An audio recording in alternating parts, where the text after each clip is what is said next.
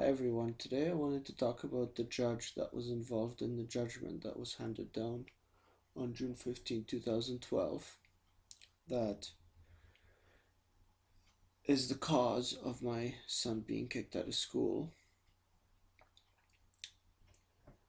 Um, so this is a journal article from the Edmonton Journal from Tuesday, November 20th, 2012, and this is by Paula Simmons from the Edmonton Journal, and the title is Ruling Rattles Faith in Justice.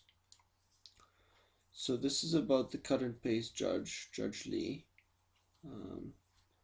So I'm gonna read a little bit of this article here. This took place not too long after, because the judgment in my brother's divorce was handed down on June 15th, and this is from November 20th, so maybe 6 months or so after.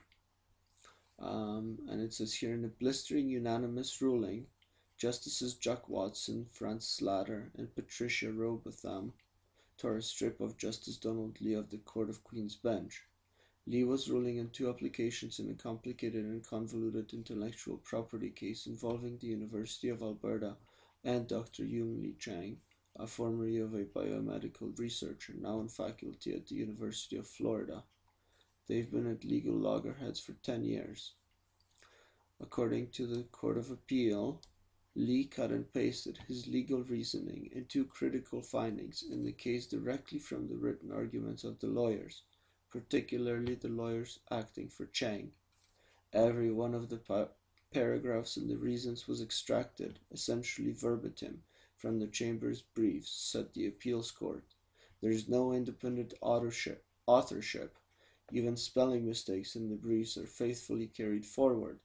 The issue isn't merely plagiarism. In substituting the arguments of one of the litigants for his own, said the appeals court, Lee had failed to engage in any meaningful analysis of the issues and failed to provide reasons that disclose his reasoning. Right here.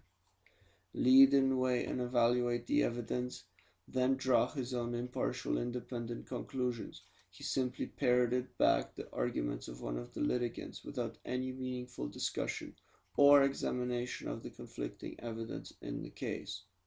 And so the appeal court threw out Lee's ruling in their entirety.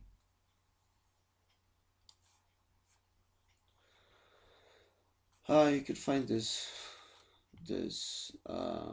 article online, as well as articles from other publications talking about this case, because this is a huge case. This judge should not even sit on the bench.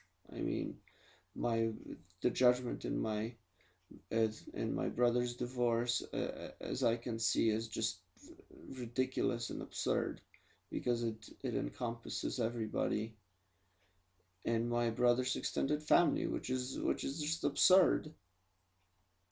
Anyway, thank you for watching. I'll keep everybody updated as to what's happening. Thank you.